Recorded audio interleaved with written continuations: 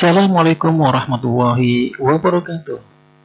Berjumpa kembali dengan saya, Saifuddin Jailani, founder portal Keluarga Negaraan. Pada video kali ini, saya akan memberikan materi tentang menelaah ketentuan Undang-Undang Dasar Negara Republik Indonesia tahun 1945 dalam kehidupan berbangsa dan bernegara. Materi ini adalah merupakan materi bab yang kedua untuk kelas 10 SMA SMK. Dalam materi ini terdiri dari 4 kompetensi dasar. Adapun 4 kompetensi dasar tersebut adalah yang pertama, wilayah negara kesatuan Republik Indonesia. Yang kedua, kedudukan warga negara dan penduduk Indonesia. Yang ketiga, kemerdekaan beragama dan berkepercayaan di Indonesia. Dan yang keempat, sistem pertahanan dan keamanan negara Republik Indonesia. Akan tetapi, pada video kali ini saya hanya akan membahas KD yang pertama saja, yaitu wilayah negara kesatuan Republik Indonesia. Wilayah negara kesatuan Republik Indonesia. Yang pertama, memetakan wilayah negara kesatuan Republik Indonesia. Di dalam Undang-Undang Negara Republik Indonesia tahun 1945, dalam pasal 25A menyatakan bahwa Negara Kesatuan Republik Indonesia adalah sebuah negara kepulauan yang berciri Nusantara, dengan wilayah yang batas-batas dan hak-haknya ditetapkan oleh undang-undang. Istilah Nusantara dalam ketentuan tersebut dipergunakan untuk menggambarkan kesatuan wilayah perairan dan gugusan pulau-pulau Indonesia yang terletak di antara Samudra Pasifik dan Samudra Hindia, serta di antara benua Asia dan benua Australia. Makna kesatuan wilayah di sini, yaitu yang pertama adalah kesatuan hankam, kesatuan politik, kesatuan hukum, dan kesatuan sosial budaya. Deklarasi Juanda. Pada tanggal 13 Desember 1957, Indonesia mengadakan yang namanya Deklarasi Juanda. Deklarasi ini bertujuan untuk menyatukan pulau-pulau Indonesia yang terpisah oleh adanya lautan.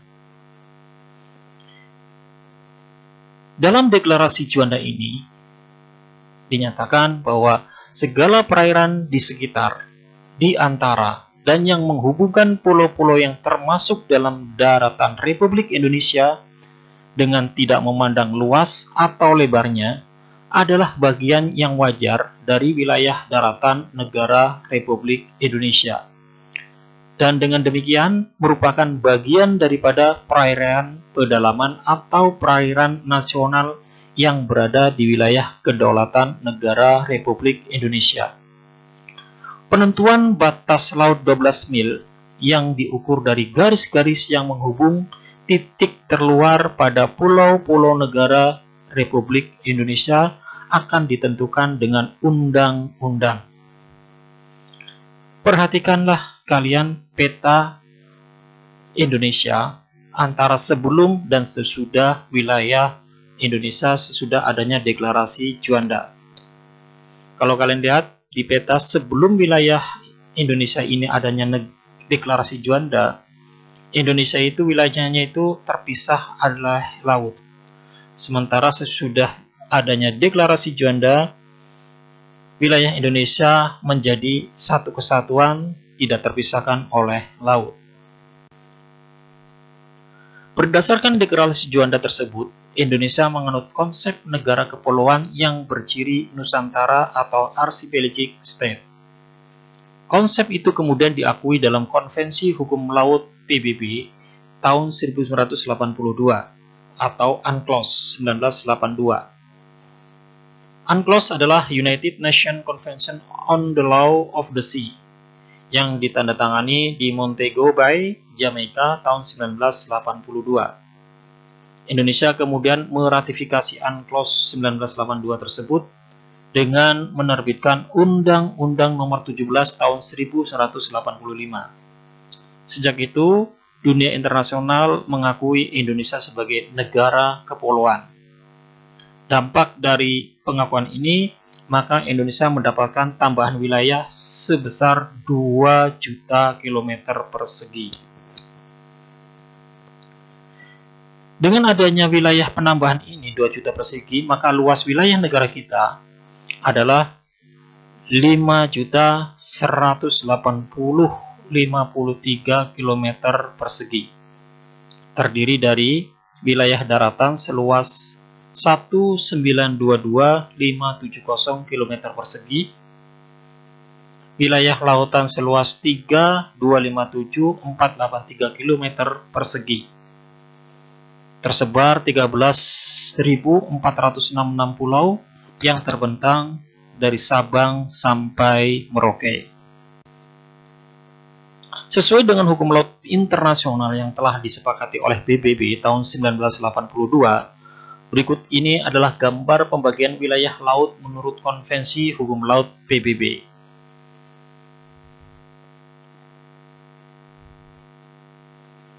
Berdasarkan gambar di atas, maka wilayah laut Indonesia dapat dibedakan menjadi 3 macam. Itu yang A, zona teritorial. Zona teritorial adalah batas laut teritorial, ialah garis hayal yang berjarak 12 mil laut dari garis dasar ke arah laut lepas. Jika ada 2 negara atau lebih menguasai suatu lautan, sedangkan lebar daratan itu kurang dari 24 mil laut, maka garis teritorial ditarik sama jauh dari garis masing-masing negara tersebut. Laut yang terletak antara garis dan garis batas teritorial disebut laut teritorial. Laut yang terletak di sebelah dalam garis dasar disebut laut internal atau perairan dalam atau Laut Nusantara. B. Zona landas kontinen. Landas kontinen ialah dasar laut yang secara geologis maupun morfologi merupakan lanjutan dari sebuah kontinen atau benua. Kedalaman lautannya kurang dari 150 meter. Indonesia terletak pada 2 buah landasan kontinen, yaitu landasan kontinen Asia dan landasan kontinen Australia. Adapun batas landas kontinen tersebut diukur dari garis dasar, yaitu paling jauh 200 mil laut. Jika ada 2 negara atau lebih menguasai lautan di atas landasan kontinen, maka batas negara tersebut ditarik sama jauh dari garis dasar masing-masing negara. C. Zona ekonomi eksklusif. Zona ekonomi eksklusif adalah jalur laut selebar 200 mil laut ke arah laut terbuka, diukur dari garis dasar. Di dalam zona ekonomi eksklusif ini, Indonesia mendapatkan kesempatan pertama dalam memanfaatkan sumber daya laut. Di dalam zona ekonomi eksklusif ini, kebebasan pelayaran dan pemasangan kabel serta pipa di bawah permukaan laut tetap diakui sesuai dengan prinsip-prinsip hukum laut internasional, batas landas kontinen, dan jika batas zona ekonomi eksklusif antara 2 negara yang bertetangga saling tumpang tindih, maka ditetapkan garis-garis yang menghubungkan titik yang sama jauhnya dari garis dasar kedua negara itu sebagai batasnya. Pengumuman tentang zona ekonomi eksklusif Indonesia dikeluarkan oleh pemerintah Indonesia pada tanggal 21 Maret 1980. Wilayah daratan. Wilayah daratan Indonesia juga memiliki kedudukan dan peranan yang sangat penting bagi tegaknya kedaulatan Republik Indonesia. Wilayah daratan merupakan tempat pemukiman atau kediaman warga negara atau penduduk Indonesia. Di atas wilayah daratan ini, tempat berlangsungnya pemerintahan Republik Indonesia, baik pemerintah pusat maupun pemerintah daerah. Potensi wilayah daratan Indonesia tidak kalah besarnya dengan wilayah lautan. Di wilayah daratan Indonesia mengalir ratusan sungai hamparan, ribuan hektar area hutan, persawahan, dan perkebunan. Selain itu, di atas daratan Indonesia banyak berdiri kokoh gedung-gedung lembaga pemerintahan, pusat perbelanjaan, pemukiman-pemukiman penduduk. Di bawah daratan Indonesia juga terkandung kekayaan alam yang melimpah, berupa bahan tambang seperti emas, batu bara, perak, dan lain-lain.